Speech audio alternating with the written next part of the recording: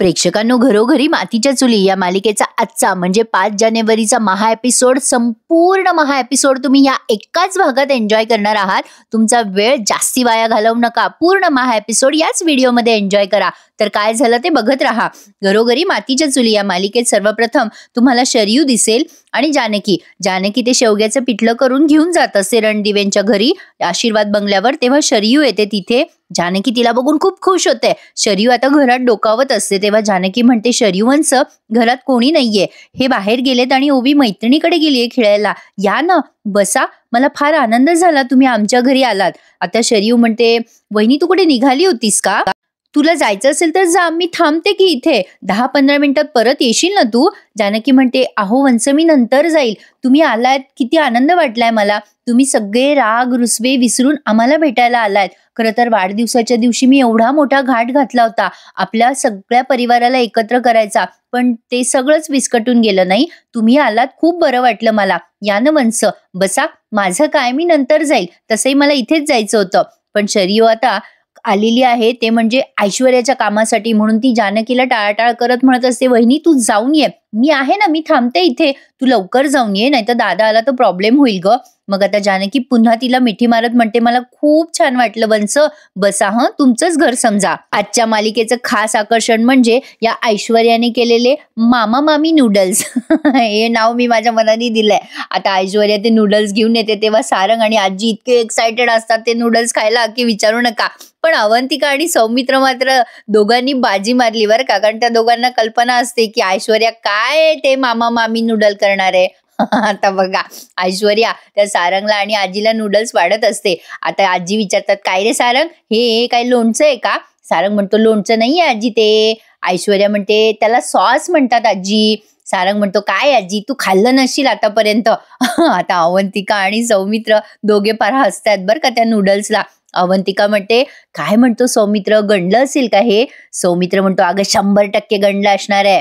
अवंतिका त्या सॉसला बघून म्हणते, आता हा सॉस खाल्ला ना की यांचा श्वास जाणार आहे.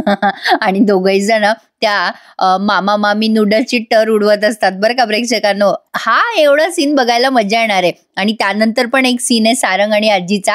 हे नूडल्स खाल्ल्यावर काय अवस्था झाली ना त्यांची ते बघत राहा. अवंतिका आणि सौमित्राला ऑफर करतायत नूडल्स खाण्याच्या आधीच. ऐश्वर्या म्हणते, आजी तुम्ही खा ना, सांगा ना मला कसं झालंय. सारंग म्हणतो, आजी काय भारी दिसतंय नाही? आजी म्हणतात, अरे खा खा सारंग, काय छान केले माझ्या गुंडीने नूडल्स. काय ग, काय केलं ग हे? नूडल्सच म्हणता ना याला? ऐश्वर्या म्हणते, हो आजी, खाऊन बघा, तुम्हाला खूप आवडेल.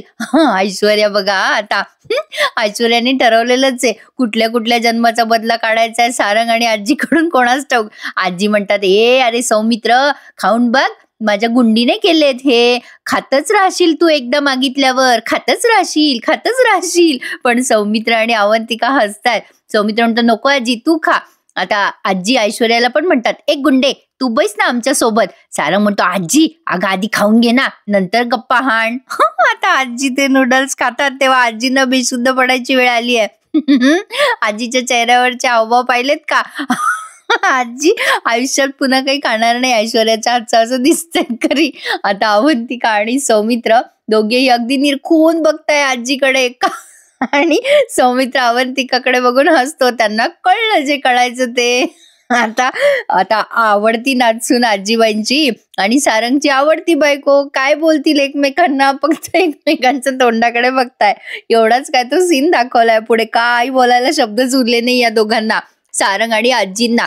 मग आता शरयू तिथे घरात थांबते आणि जानकी म्हणते, बसा शरयू वंश, तुम्हाला काही खायला प्यायला हवं असेल तर आहे बरं का डब्यामध्ये, मी लगेच जाते आणि लगेच येते.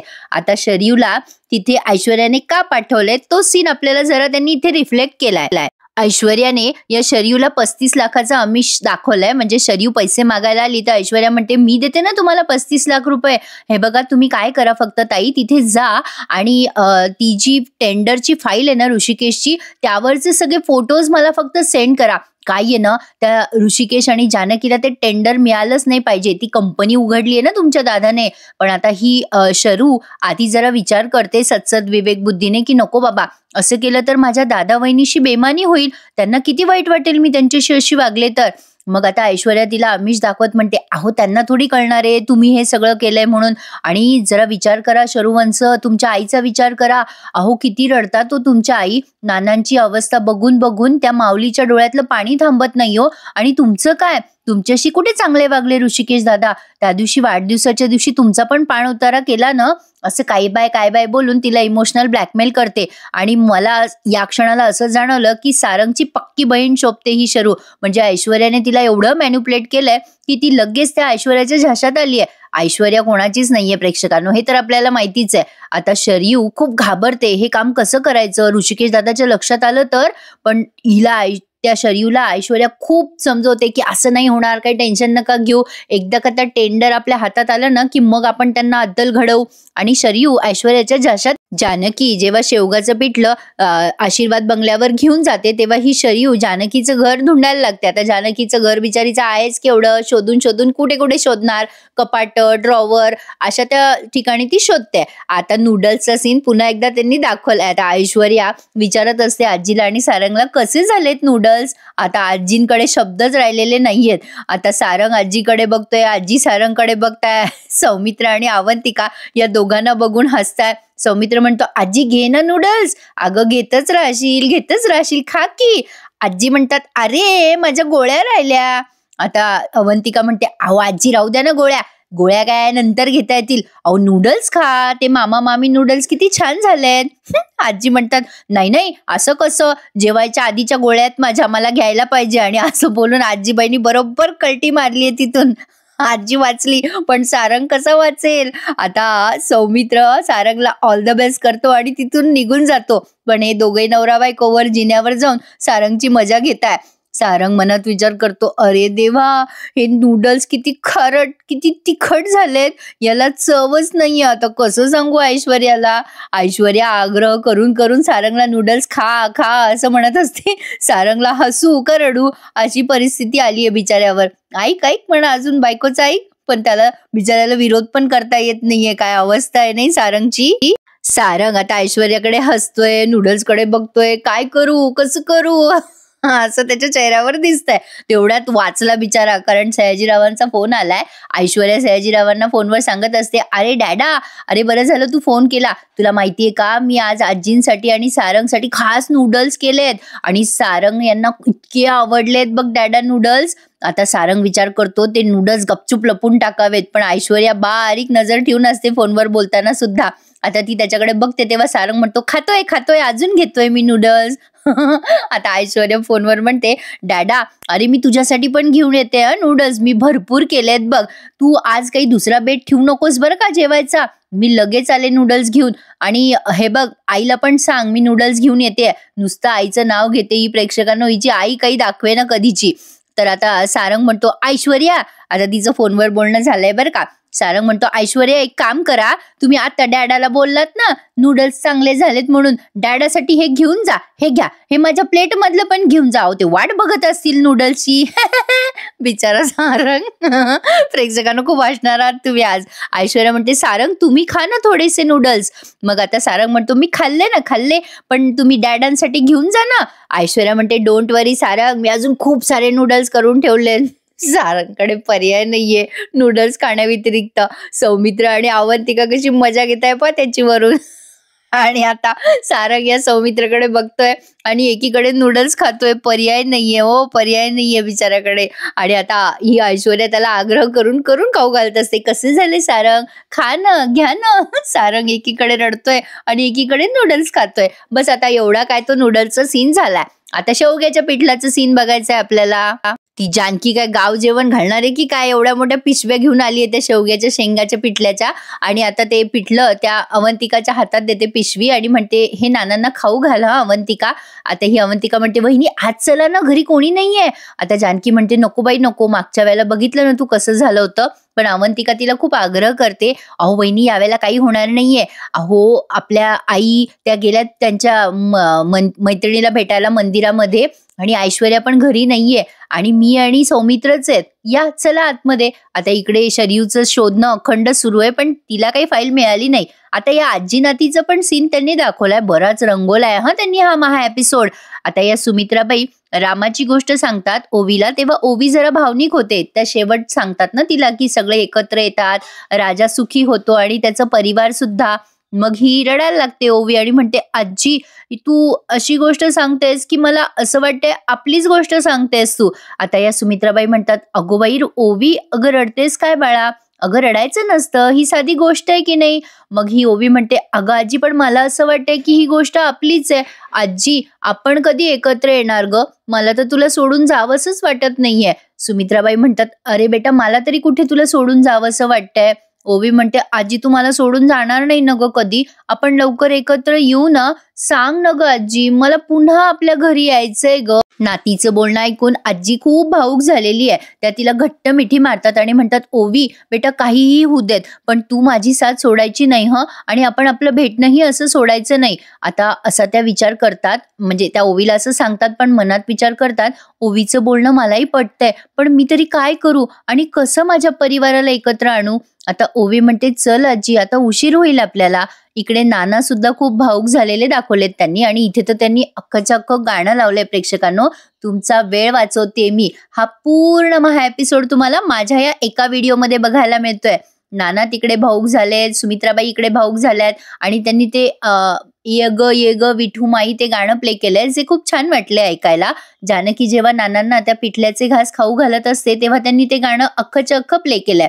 तर आता बरेच पिठल्याचे घास खाल्ल्यानंतर नानांना असं वाटतं, अरे जाने दो, पिठल्याला मारा गोळी, आधी आपण आपल्याला जे सांगायचंय त्या गोष्टीवर कॉन्सन्ट्रेशन करू. पण आता जानकी आधी म्हणते, बघा काय योग आहे नाही, आज नानांना पिठलं खायचं होतं आणि घरामध्ये पण कोणी नाहीये, खरंच खूप चांगला योगायोग आहे आज. आता हे सौमित्रराव म्हणतात, अगं वहिनी आज खरंच चांगला योग होता, तुला माहितीये आपल्या मनात असलं ना की ती इच्छा पूर्ण होतेच. आज त्या ऐश्वर्याला काय बुद्धी यावी ते नूडल्स करायची आणि आम्हा दोघांना स्वयंपाकघरातही जाता आलं नाही, त्यामुळे तुला नानांसाठी पिठलं करता आलं. आता नाना या दोघांनाही बोलू देत नाहीत आणि ते मध्ये मध्ये बोलायला लागतात, कुलूप कुलूप. त्यांना वाटतं की आता जानकीला सांगून टाकावं, हीच ती योग्य वेळ आहे, घरात कोणी नाहीये. मग जानकी मध्येच विचारते, तुम्ही भाऊजी दार लावलं ना, कोणी नाहीये ना समोर, म्हणून नानाला वाटतं की सांगून टाकावं. नाना बराच प्रयत्न करतात सांगायचा, जे जानकीला आधी कळत नाही. जानकी म्हणते, नाना काय सांगताय तुम्ही, मला कळत नाहीये. मग नानांनी खूप जोर लावलाय आणि कुलूप किल्ली हे शब्द उच्चारलेच. मग हे शब्द सौमित्र आणि जानकीच्या लक्षात आले. आता ते दोघंही म्हणतात, काय कुलूप किल्ली, नाना काय सांगायचा प्रयत्न करताय तुम्ही. पण पुढे जे सांगायचे त्यासाठी नानांची जीभ कुठे वळू लागली, ते बिचारे पॅरालाइज आहेत ना, त्यामुळे त्यांना जमेना. जानकी म्हणते, नाना तुम्ही काय सांगताय ना मला कळत नाहीये. आता नानांना लागतो ठसका, त्यामुळे जानकी त्यांना पाणी देते आणि म्हणते, नाना तुम्ही आता बोलू नका बरं, आधी पिठलं खाऊन घ्या. नाना बिचारे हेल्पलेस होतात आता आणि मनात विचार करतात, कसं सांगू तुला जानकी, अगं त्या देवघराची कुलूप किल्ली ऋषिकेशच्या कड्यामध्ये ग. नाना बिचारे विचारच करताय आणि सौमित्र अवंतिका त्यांच्याकडे बघताय. हा सीन इथवरच त्यांनी दाखवलाय. आता इकडे बघा, या शरूच्या हातामध्ये ती जानकी एंटरप्राइजेसची फाईल सापडतेच. आता ते ऑक्शन मध्ये काहीतरी ते लावतात ना बोली वगैरे, त्याबद्दल मला जास्ती माहिती नाहीये, पण आता तिने त्या फाईलचे सगळेचे सगळे फोटोज तिच्या मोबाईलमध्ये कॅप्चर केलेत. आता ते फोटोज कॅप्चर करत असताना बरोबर तिथे ऋषिकेश आलाय आणि या शरयूचं भांडं फुटलंय बरं का प्रेक्षकांनो, पण ते तुम्हाला उद्याच्या भागात बघायला मिळेल. आता ऋषिकेश म्हणतो, शरयू तू इथे.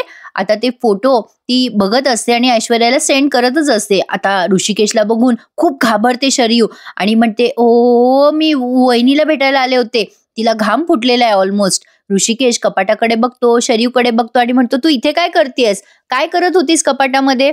शरयू म्हणते, मी कपाटामध्ये नाही, मी इथे उभी होते, मी वहिनीला भेटायला आले होते. ऋषिकेश म्हणतो, काय जानकीला भेटायला आली होतीस. शरयू आता लगेच म्हणते, हो मी निघते आता, वहिनी बाहेर गेलीये कुठेतरी डब्बे घेऊन. आता ऋषिकेश म्हणतो, डब्बे घेऊन गेलीये. आता शरयू तिथून निघून जायचा प्रयत्न करते, तेव्हा ऋषिकेश म्हणतो, थांब शरयू, तू खरंच इथे जानकीला भेटायला आली होतीस. ही शरू खूप घाबरते आता आणि म्हणते, हो तुला काय वाटलं, मी खरंच आले होते वहिनीला भेटायला, मला तिची आठवण आली होती ना म्हणून. ऋषिकेशला माहितीये शरू एवढी सरळ साधी मुलगी नाहीये शरयू आता एवढंच बोलून निघून जाते. ऋषिकेशला लक्षात येतं की ही इथे काहीतरी वेगळ्याच उद्देशाने आली होती, हिला कशाची जानकीची आठवण येणार आहे असा विचार करून तो कपाट उघडतो आणि लगेच इथे ऐश्वर्या दाखवली आहे गाडीमध्ये आणि तिला मोबाईलवर ते फोटोज आलेत आणि ऐश्वर्या ते फोटोज बघून खूप खुश होते. तिला एक्सपेक्ट नव्हतं की शरयू हे काम करेल, कारण शरयूला ती खूप घाबरट समजते. ती असं मनातच बोलते की काय, मला वाटलं नव्हतं ही शरयू हे काम करेल, पण हिने काम करून दाखवलंच. आता दाखवते त्या ऋषिकेशला, कर म्हणावं तुझी नवीन कंपनी स्थापन. आता बघा जानकी निघालीये तिथून आणि खूप कौतुक करत असते सौमित्रचं की भाऊजी बरं झालं आज तुम्हाला ही कल्पना सुचली, त्यामुळे माझी आणि नानांची भेट घडली. मग आता कुलूप किल्लीबद्दल हे दोघं बोलायला लागतात आणि नेहमीप्रमाणे या दोघांना काही समजत नाही, काहीतरी बाष्कळ बडबड करायची आणि तो विषय सोडून द्यायचा. हे मालिकेची खासियतच असते प्रेक्षकांनो. आता पुन्हा ही जानकी म्हणते भाऊजी जाऊ द्या, ते काही का असे ना, पण आपल्या लक्षात तर आलं ना की नानांना काहीतरी सांगायचंय वगैरे वगैरे. पण आता तेवढ्यात ऐश्वर्याची गाडी येते आणि यांचं बोलणं अर्धवट राहतं. जानकी विचार करते आता इकडे लपू का ती. सौमित्र तिला मागचा दरवाजा उघडून देतो आणि जानकी मागच्या दरवाजाने बाहेर जाते. आता सौमित्र तो दरवाजा लावून घेतो आणि काहीतरी काम करतोय असं भासवतो ऐश्वर्याला. ऐश्वर्या घरात येते तेव्हा बाहेर एक जोगतीण आलेली असते. ती आवाज देत असते घरातल्या माणसांना, कोणी आहे का ग माय आतमध्ये, देवीची ओटी भर खणा नारळाने. आता नेहमीप्रमाणे म्हणजे बहुतेक या जोगतीनताई नेहमीच येतात यांच्या घरात असं दाखवलंय खरी. ऐश्वर्या त्या जोगतिणीचा खूप अपमान करते प्रेक्षकांनो, हे अत्यंत चुकीचं आहे. काहीही झालं तरी दारावर आलेल्या पाहुण्यांचा किंवा अतिथीचा असा अपमान करू नये. आता ती जोगतीण फक्त म्हणत असते बाई तांदूळानं खणा नारळानं ओटी भर, पण ऐश्वर्या म्हणते की तू नंतर ये, सध्या मला वेळ नाहीये. आता ऐश्वर्याचं हे बोलणं ऐकून जानकी तिथेच थांबते आणि तो सगळा अपमान जानकी बघत असते. ही जोगतीण त्या ऐश्वर्याला म्हणते अगं नंतरला अंतर असतं बाई, दारावर तुझ्या जोगतीण आली आहे, आतापर्यंत ही जोगतीण या घरातून अशी कधीच गेली नाही रिकाम्या हाताने. अगं बाई घरात दुसरं कोणी असेल तर बोलव, या घरातल्या मोठ्या सुनेला बोलव ना, ती कुठे.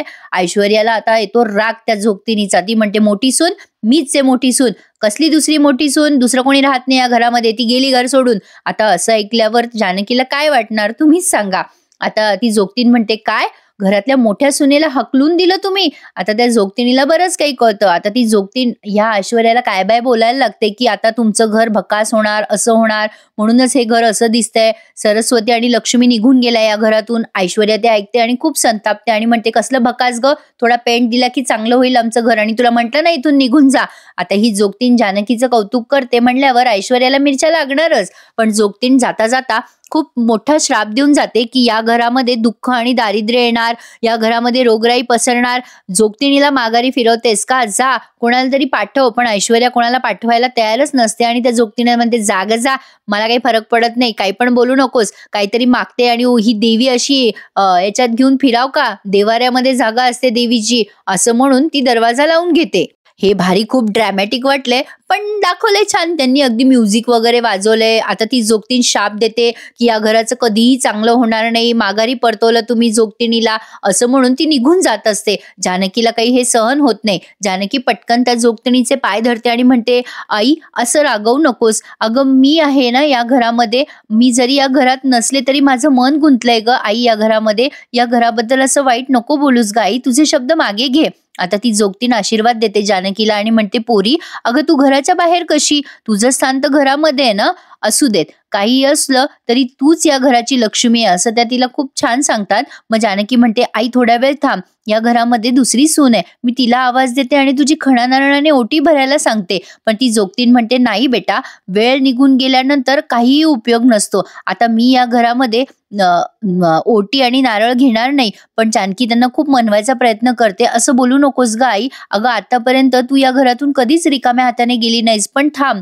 मी बोलवते ना या घरच्या सुनेला.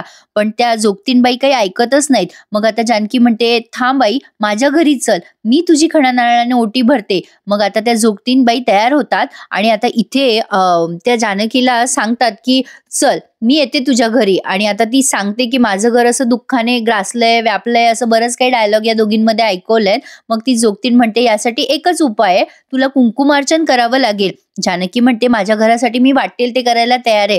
तुमचा बराच वेळ वाचवते मी प्रेक्षकांनो, हे मी तुम्हाला तीनदा सांगेल. छान दाखवलाय पण त्यांनी भाग. मग आता जानकी त्या जोगतिणीला तिच्या घरी घेऊन जाते आणि असं सगळीकडे दिवे बिवे लावलेत, दरवाजे बंद केलेत आणि आता कुंकुमार्चन करतीये जानकी. आणि आता त्या जोगतीनबाई म्हणतात की तुझ्या धन्यानं पार्वतीने दिलेलं कडं विकलं आणि तेच तुला हवंय. आता ते सगळं दृष्टांत जानकीला झालाय ते कुंकुमार्चन करताना, की ऋषिकेशने ते कडं मोडलं आणि त्या कड्यामागेच दडलंय माझ्या पुढच्या गोष्टीचं उत्तर. आणि तिला ते सगळं आठवलेलं दाखवलं त्यांनी. आणि आता ती जोगतीन म्हणते ते कडं शोध तुझ्या पुढच्या पायरीसाठी आणि तुझ्या पुढच्या प्रवासासाठी, तेच तुला उपयोगी ठरणार आहे. तुझ्या धन्यानं विकलेलं कडं जे त्याच्या आईने त्याला दिले. आणि आता जानकीला आठवतं की नाना तर आता तेच सांगत होते कुलूप किल्ली त्या कड्याशी संबंधित असेल का हे सगळं. पण सगळं काही जानकीला कळलंय ते अर्धवटच प्रेक्षकांनो, नेहमीप्रमाणे. आता ते काय आहे काय नाही या सगळ्याचा पाठपुरावा जानकी येणाऱ्या काही भागांमध्ये करेलच. ते आता आपण बघत राहूया पुढे काय काय घडेल. आता हे तुम्हाला दाखवायला आणि रंगवायला त्यांनी आज दाखवलंय महा एपिसोडमध्ये, पण या गोष्टीचा खुलासा ते कधी करतात याचं काही सांगता येत नाही.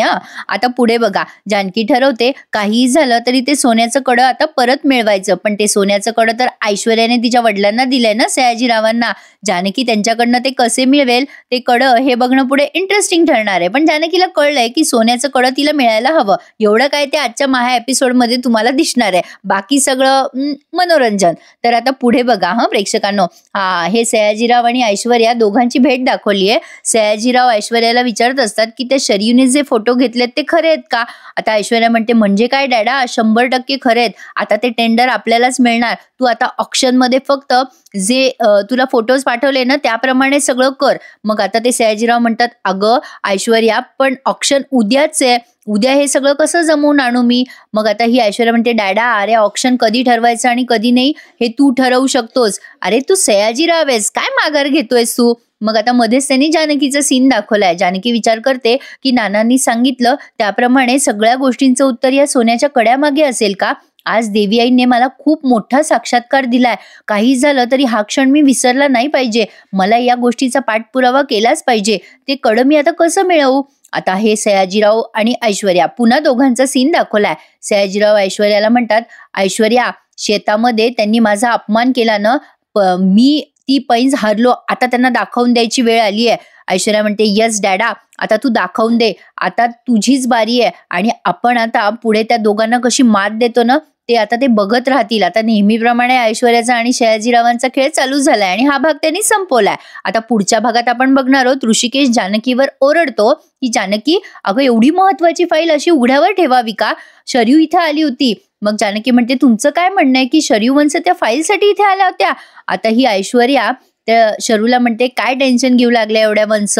आता ही शरू म्हणते अगं ऐश्वर्या पण दादाला कळलं तर मी हे सगळं केलंय म्हणून मग काय होईल. ऐश्वर्या म्हणते चिलो काही कळणार नाही कोणाला आणि तोपर्यंत टेंडर मला मिळालं असेल. पण आता ऋषिकेश आणि जानकी या शरूचं घर गाठतात आणि जाऊन तिला स्पष्ट विचारतात की तू हे सगळं कशासाठी केलंस, का आमची फाईल चोर. म्हणजे ऐश्वर्याचा ऑक्शनचा प्लॅन फ्लॉप होणार हे मात्र नक्की. आता शरयू कबूल करेलच या ऋषिकेशकडे. बघूयात आता शरयू जानकी आणि ऋषिकेशकडे नक्कीच शेअर करेल तिचा प्रॉब्लेम नेमका काय आहे आणि प्रेक्षकांनो ऐश्वर्याचा प्लॅन नेहमीप्रमाणे फ्लॉप होईल. हा महा एपिसोड मी तुम्हाला चांगल्या पद्धतीने सांगायचा प्रयत्न केलाय. माझ्या मेहनतीला एक एफर्ट म्हणून लाईक करायला प्लीज विसरू नका माझ्या या व्हिडिओला आणि आवर्जून चॅनल सबस्क्राईब करा. मी खूप आतुरतेने वाट बघत असते तुम्ही माझं चॅनल सबस्क्राईब करण्याची आणि माझा रिव्ह्यू तुमच्यापर्यंत पोहोचवण्याची. सो प्रेक्षकांनो आवडल्यास कसा वाटला रिव्ह्यू हे कळवायलाही विसरू नका. तुमच्या कमेंटची आणि तुम्ही सबस्क्राईब करावं याची आतुरतेने मी वाट बघत असते. नक्की चॅनल सबस्क्राईब करा आणि आपले घरोघरीचे सगळे रिव्ह्यूज एन्जॉय करायला विसरू नका. धन्यवाद.